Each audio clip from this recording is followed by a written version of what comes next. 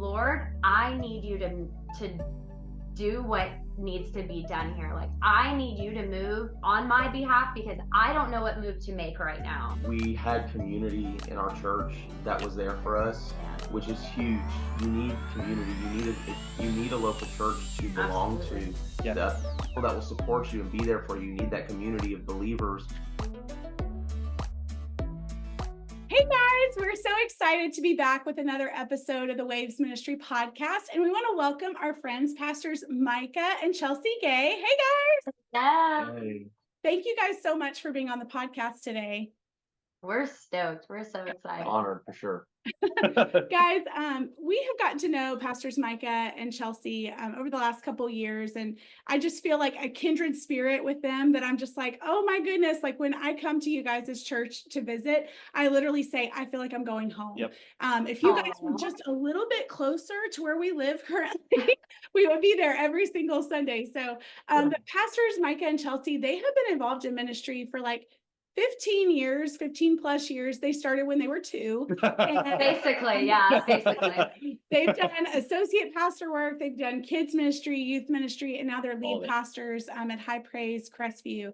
And so, and I have to admit, both of them are ridiculously gifted musically, from playing instruments to singing to all the things. So we are excited to hear your wealth of knowledge and just what you have to say to inspire the next generation. So thanks for being on the podcast. Yeah, absolutely.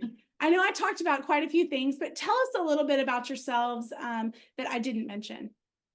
Oh man. Well, we are getting close to celebrating our 12 year wedding anniversary. Although we've been together since, forever. A long time. Literally forever. I liked her whenever she was like 7. Well, I think we were a little older than 7. Lies. So cute. But we liked each other since we were little kids, and then we didn't ever officially date because the rule in our house was you couldn't date until both parties were 18. Now, I thought it was just whenever I turned 18, I got to date, but she's a year and a half younger than me. So on my 18th birthday, I was like, all right, Dad, I'm going to take Chelsea out on a date. And he's like, no, you're not. Oh, You no. both have to be 18. And so what I did instead is on her 18th birthday, I just proposed to her instead. And we were married.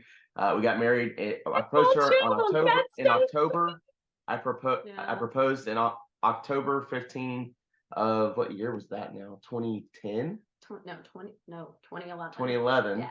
And then we got married in 2012, April 2012. Yeah. And and we have 3 awesome boys. Yes, we've got 3 boys. Levi, Gideon, Reagan. We have a 10-year-old, a 7-year-old, and a 6-year-old. Which is weird to think about, like, so crazy. But yeah, we launched High Praise Crestview. We're originally from Panama City. We were on staff at High Praise Panama City.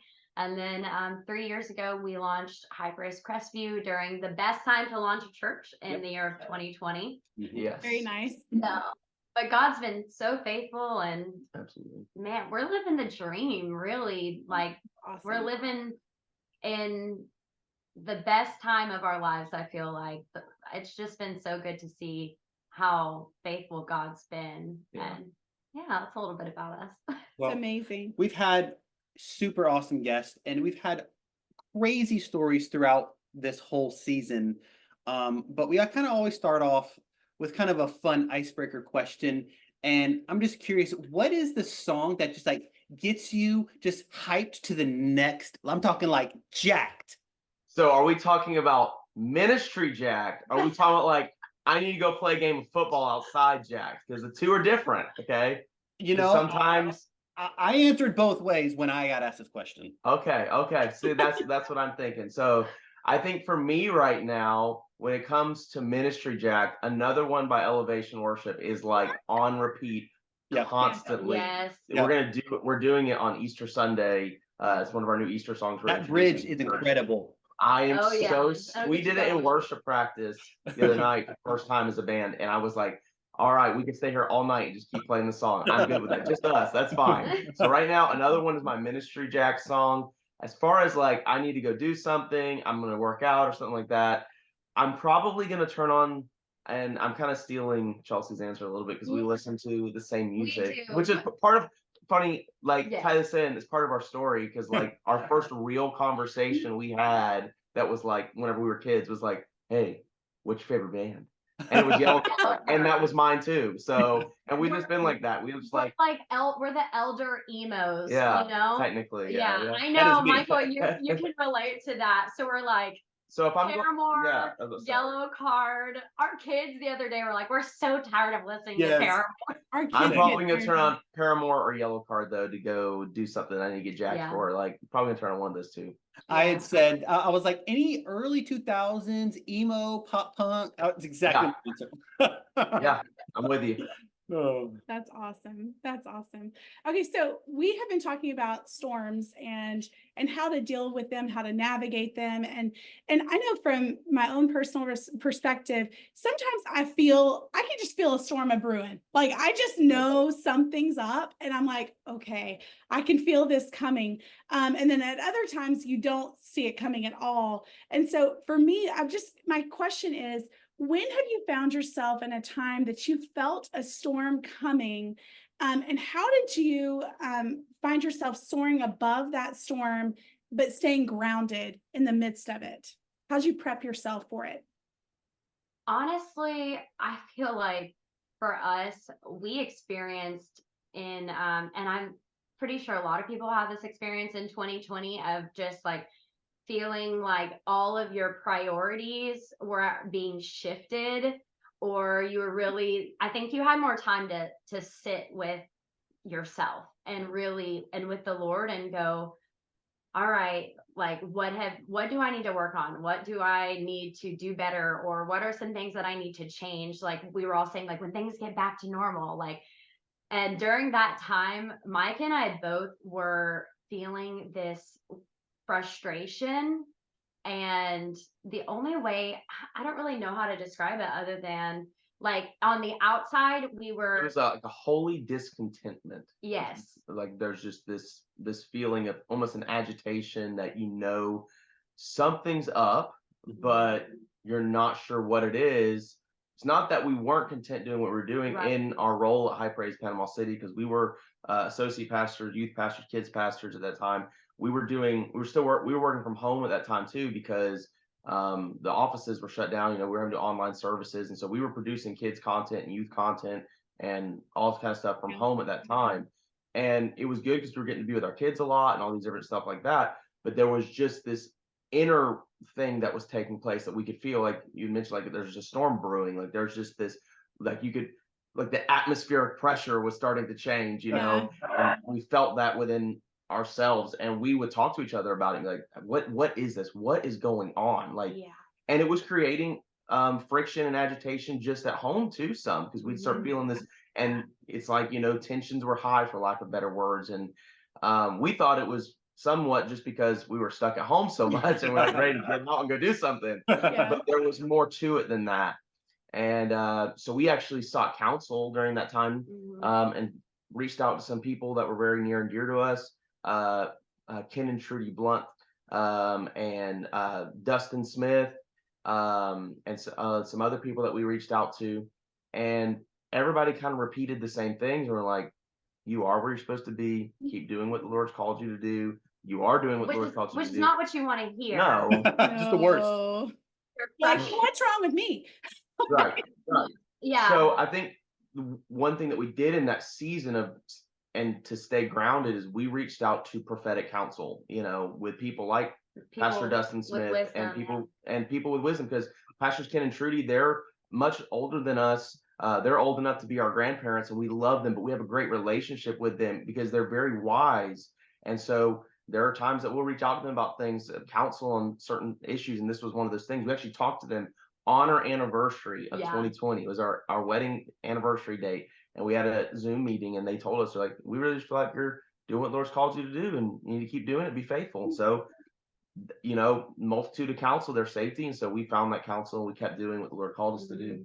Yeah. And during that time too, I remember having very strategic prayers. Like I was very much like, Lord, I need you to do what needs to be done here. Like I need you to move and on my behalf, because I don't know what move to make right now. Yeah. Like, I didn't know exactly what the steps were. I mean, we both felt like we were hitting a ceiling almost. Like, we didn't know that at the time what that feeling was, but now, you know, hindsight is 2020, which is kind of funny to say. But we didn't realize at the time that that's what it was, but really we were hitting the ceiling and God had something more for us.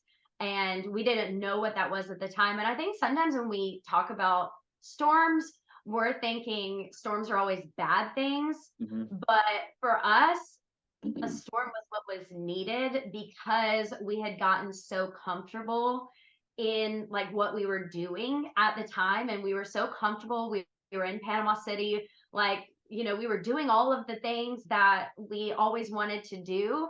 And I think it required a storm to get us to realize, oh, like there's something else that's coming.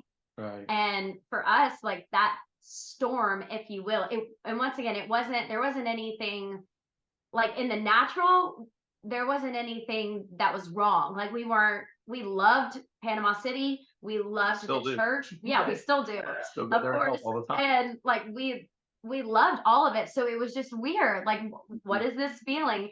And then when we got the call, like, hey, these pastors in Crestview are well, let me say this real quickly. Yeah. Like whenever I reached out to Pastor Dustin Smith, I had sent him a text message and he texted me back and he said, you'll get the keys to your destiny by the end of the month. And that was his text back. So that which was crazy, because we're like, what does that mean? And you know? Okay, great. That's awesome. What? Cool. That was in June. And literally the end of the month, we had the keys to the building of the church that we're now pastoring here in Crestview, the actual physical keys. Yeah. And so when Chelsea said earlier, you know, that not all storms are bad, that's so true, because storms bring rain and rain feeds seed. And so when the rain comes, it helps feed the seed that's already there, the seed that's even within your spirit. It begins to feed that, even though it may be windy and a little bit agitating. The rain is something good that's happening, and it's starting to feed the things in your spirit, man. So now they can begin to blossom and grow and bloom, and so you can go forth and do those things. So I think like I said earlier, I think one of the biggest things, and I'll say this to any young person or any person who's going and feeling that storm's brewing in their spirit, man. And maybe it's something natural. Maybe it's like you're coming out of high school looking at colleges, or you're looking for a new job or a career path or something like that. Maybe they're looking at potential spouse, marriage, all these things. And that can feel somewhat agitating and concerning. The greatest counsel I can give is to seek godly, wise counsel, not counsel of people that will just tell you what you want to hear, but seek out the counsel that's been tested, that is the people that have good fruit in their ministry or in their lives. I always say it like this: like if I want good counsel on family, then I need to look to somebody who has a strong family that the fruit of that I want to see in my family. So I need to look to those kind of people. And I think that's one of the greatest things you can do when you start feeling the storms happening. But like Chelsea was saying, in June we got the keys to the building, and then September we launched, and now we are living in the harvest of the rain that came during that storm, and we're so grateful. Yeah. I'm sorry, we could talk like forever on it. No, you're good. That's so cool. Actually, what you said really jogged something in my mind about, and y'all were by no means being disobedient, so hear me say that. Jonah, though, I do remember in the book of Jonah how God created the storm to push him towards where he needed to go. Right. Like, you know, even whenever he was resisting. But sometimes I feel like what you were saying, that sometimes God, he uses that wind and he uses that the storms to push us towards where he's calling us to go next, or our destiny. And I even think one of our mentors, she oftentimes will say, like, God has taken the feathers out of the nest so that you feel uncomfortable like a baby bird. And you're like, okay, it's time to fly. You know, you start feeling that holy discontentment, and you're like, okay, I don't know what this is. But what you said is so true. Like, that counsel is important, and it's biblical to have godly counsel. And And you're absolutely right. There's certain people that we love their counsel on certain things, but I would not take their counsel on this particular topic. Yes. Yeah, absolutely. You know, and you have to learn to look at that and go, well, just because they're a good person, like, do they have the type of fruit I'm wanting in my life for that? You know, so I think that is wonderful, wonderful wisdom there. Yeah. And I'll ask, you know, rather than seeing a storm coming, I mean, how would you handle, or how did you handle a storm that pops up just out of nowhere and you didn't see it coming? It almost was a blindside storm. And I mean, how did you handle that kind of storm? I think, you know, Jesus told us that we're gonna have trials, like we're gonna have tribulation in this world. Those things are gonna happen. But he says, be of good cheer, for I've overcome the world. So it's like, I'm getting a call.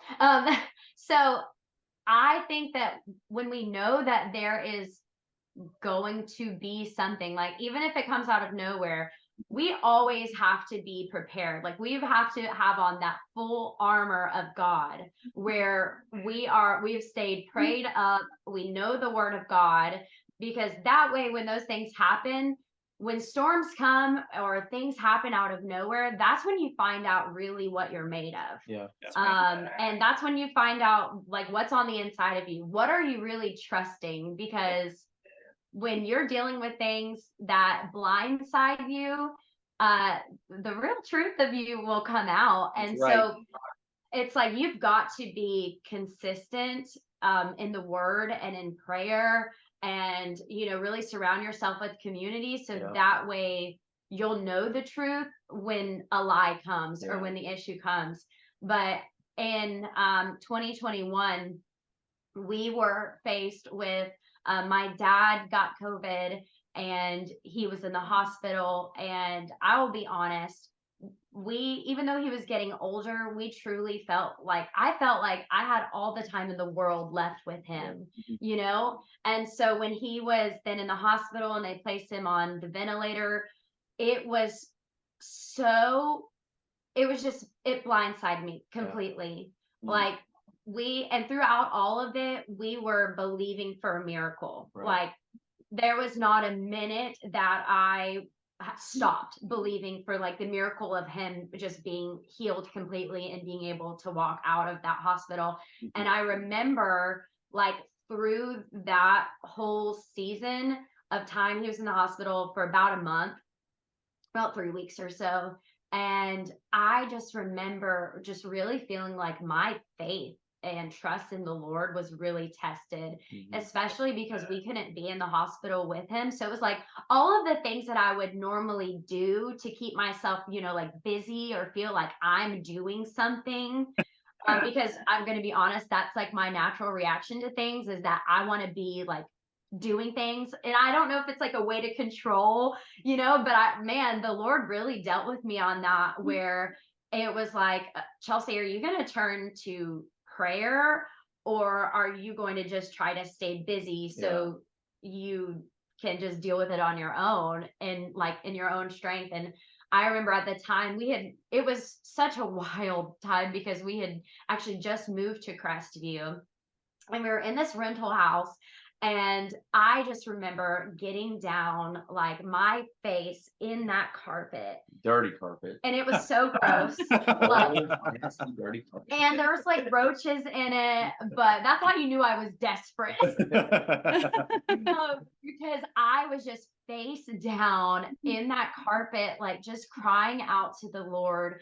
And I just remember like begging him and pleading the Lord, like, please heal him, you know? And then whenever he passed, it was this realization of like, I didn't see this coming, and I could have gone like, oh Lord, you didn't answer my prayers.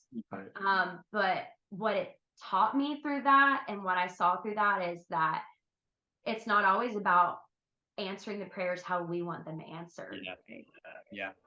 He answered in a way that was I think even better than what I could have dreamed up, because I thought about, you know, now I'm thinking about it, and he had so much in his body that he would have had to go through to, you know, that's not saying God can't completely heal and do absolutely miracles. We've seen it. Yeah, because we've seen it before. But, you know, I'm just thinking like, man, he saw a glimpse of heaven, and where he is at now is far better, where, you know, where there's no tears, there's no sin, like there's no pain. And so I think, you know, God may not have answered that prayer the way that I wanted him to, but I can still say, God, you're so faithful, because through it all, he really did something in me. Like my heart was really tested in a way, and it created something in me where I had such a desire to pray in a way that I had not prayed before. Like it really just, I was like, there's a spark of prayer again. Like, you know, it's one thing you pray all the time, you know, and sometimes it can get to be almost like monotonous in a way. And it was like, okay, when I'm going through this, thing came out of nowhere, and I'm learning how to re-pray in a way that is fervent, and a way that is like, I had never prayed before. And I was thankful that I did have that foundation to go back to. So it was like, even though this could have completely knocked me off course, you know, it could have been that kind of storm that made me question God, or made me feel like he wasn't faithful. But instead, it honestly made me even more thankful that I had a relationship with him, you know, with the Lord, and I had that prayer life, and I had that foundation to go back to, because without him, I'm sunk, man. And I think to add to that, though, real quickly, would be that also we had community in our church that was there for us, which is huge. You need community. You need a local church to belong to. The people that will support you and be there for you. You need that community of believers that will wrap their arms around you and, you know, rejoice with you when you're rejoicing, but also mourn with you whenever you're mourning. You need those people in your life that'll bring you food, that'll bring you a hug, that'll bring you a word of encouragement. And we had that in our church family, and we could never say thank you enough. And they were a huge part in helping us navigate that storm, because it did come out of nowhere. And when things like that come out of nowhere, you need that foundation that you have. Yes. And that is where you start at, is you go, like Chelsea said, I had that foundation to go back to, and you got to go back to that. But then there's those people that come around you that are your support as well. And we're so thankful for that. And people need that in their life, because oftentimes as human beings, our first thing that we want to do is whenever something bad happens, we want to retract, become hermit crabs, go into our shell. No, stay away from me. You know, we'll reject everyone. And really what we need to do is we need to be running to people, because we need to be running to godly people who can help us navigate those storms of life. So